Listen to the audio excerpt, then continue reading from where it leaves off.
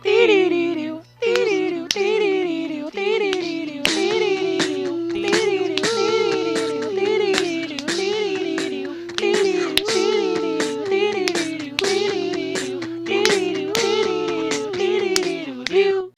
we're gonna be finding household pure substances, identifying mixtures, and demonstrate separation techniques. Let's go find some pure substance. Now we find an organic compound, dihydrogen dioxide, or most commonly known as hydrogen peroxide. It has 2 hydrogen atoms and 2 oxygen atoms. Next, an organic compound, ethanol or ethyl alcohol. It is a 2-carbon alcohol. Now we find a pendant made from the element gold. Next is the Asian salt, organic compound, monosodium glutamate. Lastly, the most common household compound, an ionically bonded sodium and chloride, table salt. Now we are gonna mix some substances and identify whether they are homogeneous or heterogeneous. So now we're gonna make our brine solution, which is a mixture of salt and water.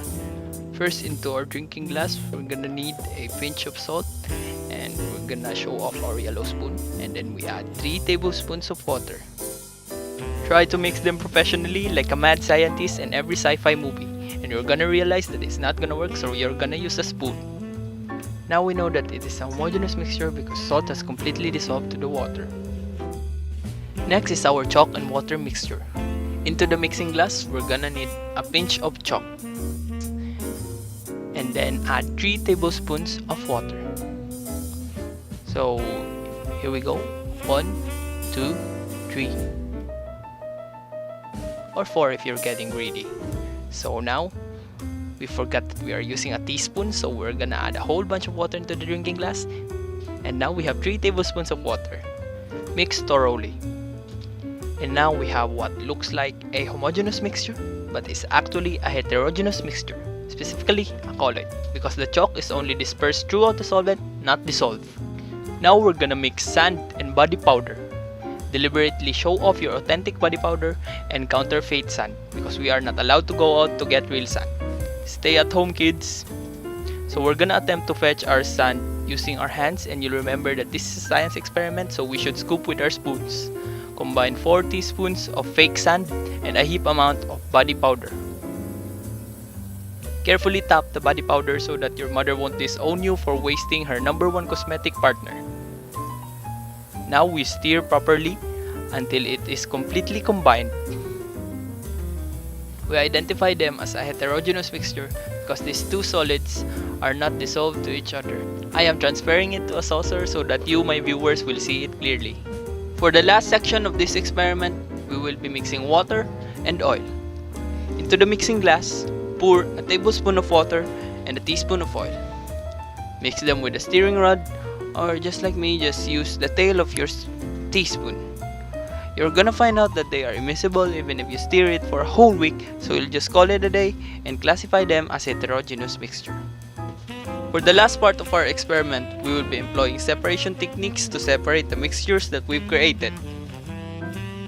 Here we have our salt and water mixture, chalk and water mixture, fake sand and body powder mixture, and our oil and water mixture.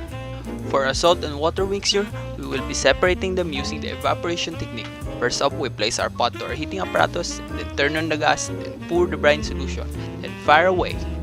So we will let this simmer for up to 100 degrees Celsius. We will painstakingly wait for all the water to evaporate. Then, turn off the heat.